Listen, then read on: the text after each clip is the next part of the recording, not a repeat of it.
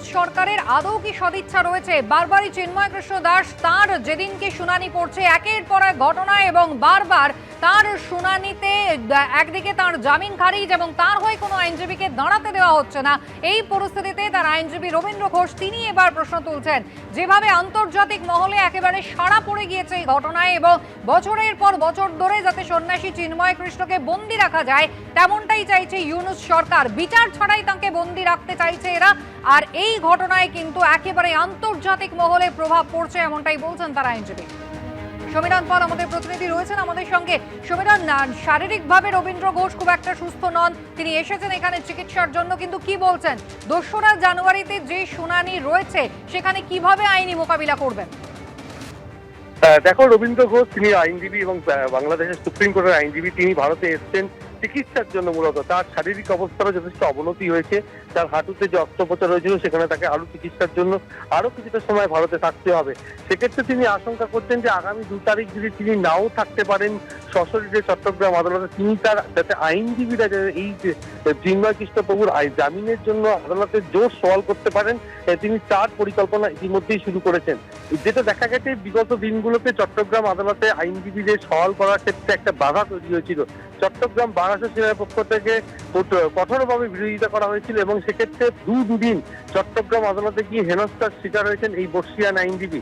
এবং সেক্ষেত্রে যেটা স্পষ্ট হয়ে উঠেছিল যে চিন্ময় কৃষ্ণ দাস সন্ন্যাসী তাকে কোনোভাবে চক্রান্ত করে আটকে রাখার একটা পরিকল্পনা চলছে এবং যাতে তিনি বিচার প্রক্রিয়ায় কোনো রকম তাকে কোনো সাহায্য না করা যায় সেই চক্রান্ত চলছে ইউনূস সরকারের এবং পক্ষ থেকে। সেটা বারবার আজকে অভিযোগ করেছেন আইনজীবী রবীন্দ্র ঘোষ।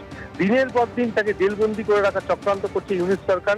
আর এই কারণেই তার জন্য নানা রকম পরিকল্পনা তৈরি হয়েছে এবং যেহেতু 2 তারিখে গুরুত্বপূর্ণ শুনানি রয়েছে চট্টগ্রাম আদালতে, যাতে চিন্ময় কৃষ্ণ প্রভুর মুক্তির জন্য আইনজীবীরা সওয়াল করতে পারেন, সেক্ষেত্রে রবীন্দ্র ঘোষ তিনি তার শারীরিক অবস্থার জন্য সশরীরে তিনি ভারত থেকে বাংলাদেশে পৌঁছতে নাও পারেন, তার জন্য যাতে আইনজীবীরা মোকাবিলা করতে পারেন ইতিমধ্যে তিনি কয়েকজন আইনজীবীর সঙ্গে কথাবার্তা বলেছেন, যাতে তার জামিনের জন্য তারা সেদিনকে আদালতে এজলাসে সওয়াল করতে পারেন। তার জননীতি তারা তৈরি করে ফেলেছেন। কেননা যেভাবে পৃথিবী জুড়ে নিন্দা হয়েছে ইস্কনের সন্ন্যাসী চিন্ময় কৃষ্ণ দাসকে জেলে বন্দি করে রাখা হয়েছে এবং দিনের পর দিন বিচার ছাড়া তার সাথে কোনো বিচারের পাওয়ার সুযোগ এবং সেই চক্রান্ত চলছে ইউনূস সরকারের পক্ষ থেকে, এমনটা তিনি অভিযোগ করছেন। আর যেহেতু তিনি ভারতে এসছেন, তিনি নানাভাবে চক্রান্তের শিকার, তাকে কালিমালিপ্ত করা হচ্ছে বাংলাদেশের একটা শ্রেণীর তরফ থেকে। আর সেই কারণে তিনি সরব হয়েছেন এবং তিনি একটা স্পষ্ট বলেছেন যে 2 তারিখে তিনি যদি চট্টগ্রাম আদালতে সশরীরে উপস্থিত নাও থাকতে পারেন, তাহলে চিন্ময় কৃষ্ণ প্রভুর জন্য জামিনের সওয়াল করার জন্য আইনজীবীদের দল তিনি ইতিমধ্যেই একটি তৈরি করেছেন। বেশ কয়েকজন আইনজীবী থাকবেন, তারা সওয়াল করবেন তার জামিনের জন্য। এবং তিনি যেটা আশঙ্কা করছেন যে ইউনূস সরকার চক্রান্ত করছেন যাতে চিন্ময় কৃষ্ণ প্রভুকে দীর্ঘদিন ধরে জেলবন্দি করে রাখা যায়। সুস্মিতা। সমীরণ, ধন্যবাদ। রবীন্দ্র ঘোষ তিনি কিন্তু এমনটাই আশঙ্কা করছেন যে বাংলাদেশের অন্তর্বর্তী সরকার চাইছে বিনা বিচারেই যাতে বাকি জীবনটাও চিন্ময় কৃষ্ণ দাসকে একেবারে বন্দী করে রাখা যায়। ঠিক কি আশঙ্কা তার দেখুন। 2 তারিখে কি হবে? আপনার তো শরীরের অবস্থা ঠিক নেই। আমি মনে করি মানে একটা ফরমে আসবে, একটা ইন্টারন্যাশনাল প্রভাবও পড়েছে বলে আমার মনে হচ্ছে।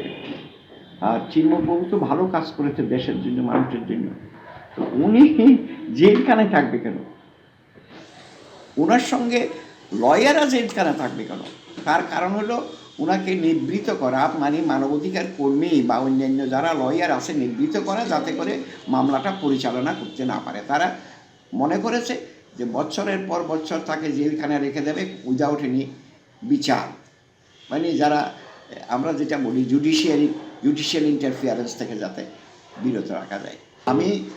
আমি চেষ্টা করব অসুস্থতার কারণে যদি যেতে না পারি সেটা অন্য কথা, আমি কিছু লয়ার এঙ্গেজ করে দেবো।